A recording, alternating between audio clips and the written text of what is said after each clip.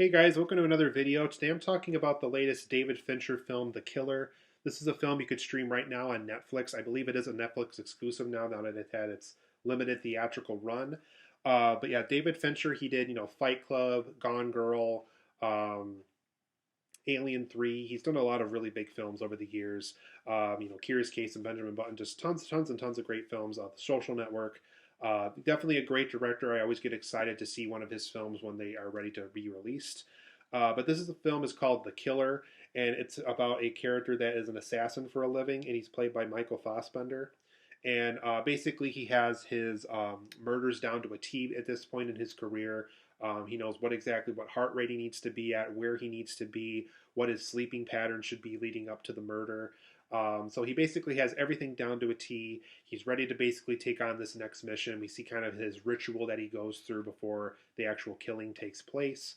But something goes wrong, and he has to go on the run and figure out how he's going to basically finish the job for this one client of his, and how he's going to maintain his own personal privacy, keep himself safe, as well as his friends and family safe, as his identity might potentially be revealed now with something like this going on. So this is something that happens over the course of the movie, The Killer. So overall, guys, I enjoyed this movie, but one thing I'll say right off the bat is I do feel like David Fincher has made better films before this one. The Social Network is a great movie. Fight Club, of course, is a great, fantastic, classic movie. Gone Girl is a film as of recently that he made that I really, really enjoyed. David Fincher is always kind of encouraging us to think differently, to think about mysteries differently, to look at things from different perspectives. And though The Killer is a good movie, I feel like it's a film where I feel like he's kind of overqualified to make this movie now. Like maybe back in the 90s or something when he was first starting to make movies. It'd be one thing if he made it back then, but I feel like because he's giving us so many classics up to this point, The Killer just kind of feels like an appetizer rather than a main course of a movie for us, because we know everything about this movie is something that we already know he can do as a filmmaker. So that's one thing going into this film I thought kind of hurt it a little bit. But let's go over some positives and negatives about it, because like I said, I don't think it's a bad movie. Um, One of my first positives about this film is the first act of this film really is really great. It's well written, it's well shot, it's well directed. We kind of get to learn the routine of Michael Fassbender's character, things to do, things not to do while you're on a mission for a client, things that he has to do to make sure that he doesn't get caught, things that he has to do to make sure where if he's in a place that has security cameras that he has to look out for to keep his identity secret and safe. Just a really great first act for the movie. Really enjoyed that quite a bit in this film. As always, we have a musical score that's done by one of David Fincher's collaborators. Um, Atticus and Ross, I think their names are, or at least that's their professional names I think they went by. They once again do the score for this film. I know they did Gone Girl for him, and they've done a lot of other scores for his movies in the past. Definitely another great score for them that they've made for David Fincher. Definitely very effective over the course of this movie. Really brings a lot of like techno themes and stuff that fit the scenarios that are taking place in the movie. And as always, like any other David Fincher film, it's super well shot, super well directed. You can always tell that David Fincher always has a great way of visualizing his movies while he's making it, whether it's in pre-production or in production itself. Definitely another great film from him that's well shot, that definitely looks great. Definitely has like the color schemes and color tones that you see from him. He has like a lot of mustard yellows in his movies. Definitely it's something that he brings to this film as well, and it's definitely, like I said, super well shot. I also like the perspective he gives us of kind of a life of an assassin. We always have movies about assassins and stuff like that, but this movie really did kind of feel like what would it be like to have this as your career? What are some things you'd have to be to protect yourself and your identity while pursuing it? So I do like the idea of a film that has almost entirely from this perspective of this assassin and kind of what it is to live a life like this. And as always, Michael Fassbender gives a great performance here. He's always one of those actors where even if the movie isn't so great, his performance always seems really good.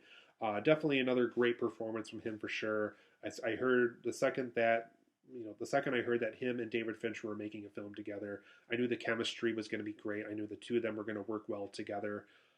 Definitely a great performance from him in this movie for sure.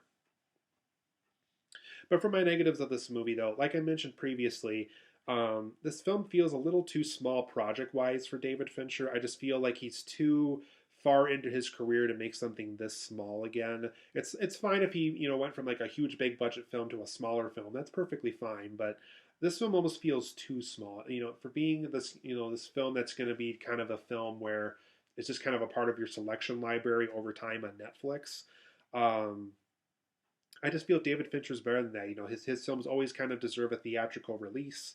I know this film had a limited release back when it first came out, but it just does feel a little too small. It does feel like something that you would submit to like a film festival or something you would make early on in your career when the studio isn't willing to give you a lot of money. So I don't know if just Netflix didn't give him a lot of money and this is kind of the project he was willing to make for us, but it just feels kind of small for him. I think for somebody that has so much success up to this point, I feel like going back this far on something this small was not kind of the greatest choice for him at this time. I also think the title of this film was just really lame and generic. Once again, just not worthy of David Fincher's time. Even something as simple like Diary of an Assassin or Life of an Assassin or something like that, I think would all be better titles than the one that they went with. There's so many titles already that have the word killer in them, so it's really too bad that he kind of went with this title that just feels very generic and kind of just slapped onto Netflix. But I thought that aspect of this production could have also been improved too. I also thought the story kind of loses momentum towards the end of the movie. Once we kind of get into the part of the story where Michael Fassbender has to protect himself, has his family at stake and stuff like that too. We kind of get to the point of the story where it's really not about him as an assassin anymore. It's just kind of him covering his butt at that point. And I think like at that point in the story, we kind of lose momentum the way that it started in the movie. So I thought the second half of this film doesn't have quite as great momentum the way that the first half of the film did. And also, too, I just felt like this film could have benefited from more character moments. We get to learn a little bit about Michael Fassbender's character, but it would have been nice to kind of learn about the sister and the people that we know that he's connected to throughout the story. There's really not a lot of character moments. It's just kind of scenario after scenario.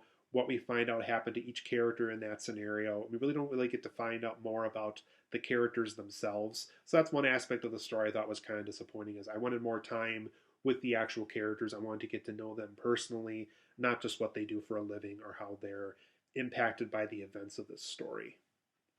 But overall, I'm going to give The Killer an 8 out of 10. I think it's a good movie. I think it's a good David Fincher film. Perfectly fine if you're a fan of his and just want to kind of check out what he worked on next.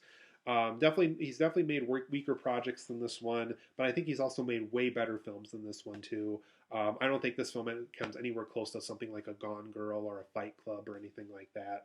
But 8 out of 10 for me. I did enjoy this movie. If you happen to have a Netflix account, if you're a David Fincher fan, it's not the worst way to go. There's definitely worse projects out there you can watch. But 8 out of 10 for me. I liked the movie. I just didn't love it. I do feel like David Fincher hopefully will take a bigger project on for his next project.